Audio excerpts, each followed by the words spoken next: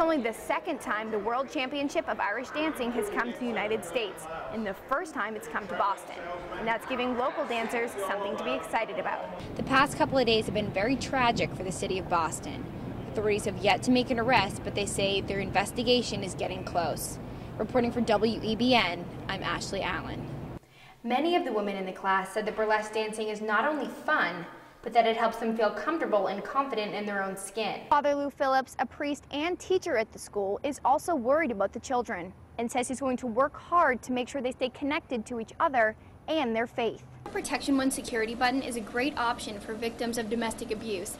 The police say that this button should not be used instead of calling 911. They're flying in from around the world with big hair, big kicks, and big hopes of taking home the gold. The goal right now is to at least get second, third, or first. The Irish Dancing World Championship is being held in Boston this year at the Heinz Convention Center. Most of the competitors range from 10 to 14 years old. But don't let their age fool you. These kids know what it takes to win. Yeah, we practice most days of the week, and then you have to practice like yourself at home. And you have to keep your fitness up, so you have to do like 1,000 jumps every day. In addition to staying physically fit, these dancers must also put in effort to look the part. First I put on all my makeup, and then I either do my wig myself, or this morning I got it done by one of the vendors in the room. Yeah. This is only the second time the World Championship of Irish Dancing has come to the United States, and the first time it's come to Boston. And that's giving local dancers something to be excited about. We're Team Woods, and we're going to win the World Championships! These girls are from the Wood School of Irish Dance in South Boston, and they're very used to traveling to compete. Yeah, and we might be going to London next year. So going to Anaheim. Yeah, and then I'm going to Anaheim, California in July. But they say they couldn't be happier that the world's largest Irish dance competition has come to them. The 8-day competition started on Sunday and is scheduled to wrap up on the last day of this month. In Boston, reporting for WEBN, I'm Ashley Allen. Condemnation for handing out condoms is what some students are facing, at least at Boston College. The Catholic school students have been ordered to stop handing out birth control on campus. Lizzie Jekanowski is head of the Boston College Students for Sexual Health group. She is leading the fight to make contraception available at BC. We're an independent student group, we're independent of the university, and we seek to expand sexual health resources and information on BC's campus because Boston College does not provide this information. These students host condom pickups and have set up what they call safe sites around campus where students can go for information and sexual resources. But they may not be able to help their classmates much longer. Boston College has sent out a letter threatening the group members with expulsion if they do not stop their work, which is concerning to some students. I know that BC students have sex, so to me it was like, well, there should obviously be condoms available. Aside from the obvious risks of not having contraception available at BC, such as pregnancy and STDs, some are concerned with the message BC is sending its students by banning the distribution of birth control on campus. Saying that we're not going to be handing these out, it's making sex look like it's something that you should be ashamed of. Although Jekanowski says that many Boston College students are in support with making contraceptives available on campus, she also says that there's a great deal of students who can see where the college is coming from and who support the Jesuit tradition. I don't necessarily agree with what the school is doing, but I understand where they're coming from given that it's a private Jesuit institution. I think that the university is 100% within its rights. Students agreed to live by these Catholic values and to respect them while they're on BC property. The group is scheduled to meet the college's administration on April 29th to discuss the next step. Reporting for WEBN from Boston College, I'm Ashley Allen.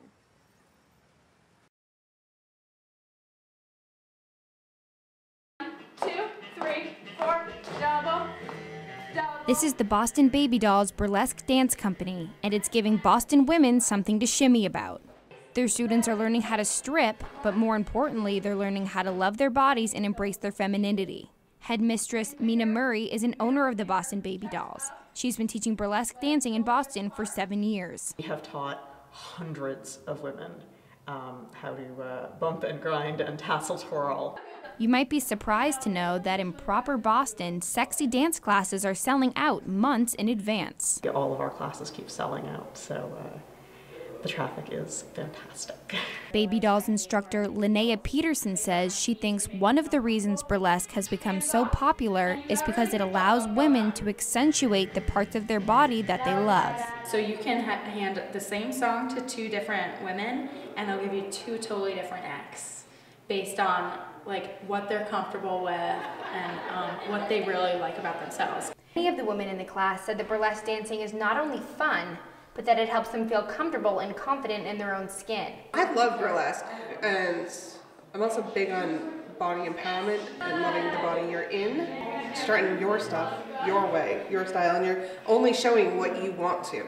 Anybody can get up on the stage no matter what they look like, and you know, if they feel good about themselves and they can share that with other people. Because at the root of burlesque, it's a body image, you know, being comfortable with your own body. In a society with increasingly high standards for physical perfection, burlesque dancing can help the women of Boston gain confidence by learning how to lose their clothes. In Boston, reporting for WEBN, I'm Ashley Allen. When the bell rings on the last day of school, you might expect to see nothing but smiling faces. Though the students at Cathedral treated today like any other, their parents knew better and are worried about what the closing of the school means for their children. I thought we had all prepared ourselves for this moment, and it's just a lot sadder than we thought. We're very discouraged that this is it. Although the Cathedral School is not the only Catholic school in the area, parents say it was different from the rest because of its ethnic diversity. Student parent Lisa Day has 2 adopted children from Ethiopia and says the school was the perfect place for them. People here at the school knew very well how to deal with immigrants and refugees and things of that sort, and I knew that this would be a safe and good place for them. Day now feels let down by the diocese and is more than disappointed in their decision to close the school. These are the people that we're supposed to be ministering to, and he's chosen not to. Father Lou Phillips, a priest and teacher at the school, is also worried about the children and says he's going to work hard to make sure they stay connected to each other and their faith.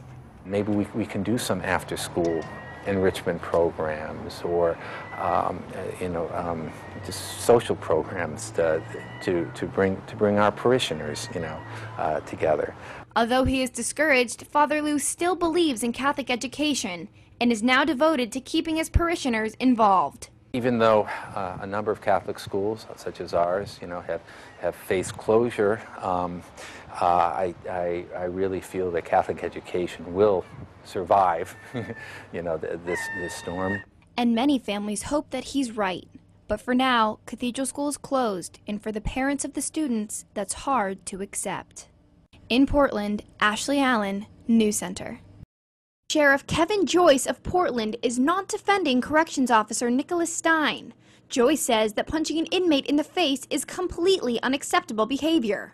One of the things that really discourages me and upsets me about this is part of our mission statement is to provide a safe and secure detention environment for those placed in custody. According to witnesses and surveillance cameras, Stein grabbed the inmate and dragged him across the floor, then punched him in the face. Joyce says that the assault was not in self-defense and that it occurred after the inmate jumped from a railing outside of his cell.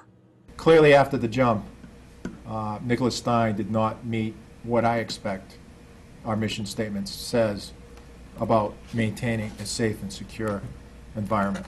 Joyce says that the only reason an inmate should ever be dragged from an area is during an emergency, such as a collapsing roof or a fire. He also says that the punch in the face wasn't Stein's only violation. They would have called a medical duress. The nursing staff would have come down. They would have given medical treatment, called MedQ, and at that point he would have been removed from where he lay after he jumped. Unfortunately, in this case,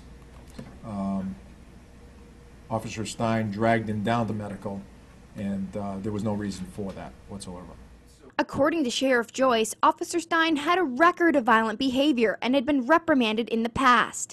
once for punching a hole in the wall and once for kicking a photocopy machine. But Sheriff Joy says he never expected Officer Stein to take out his anger on inmates. There was no indication that he would act like this with inmates, or probably things would have been done differently. Sheriff Joyce agrees that this incident is unacceptable and says he's going to do anything he can to make sure nothing like this happens again.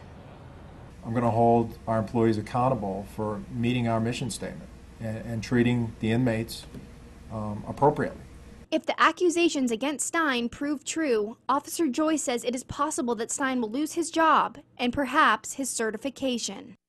In Portland, Ashley Allen, News Center.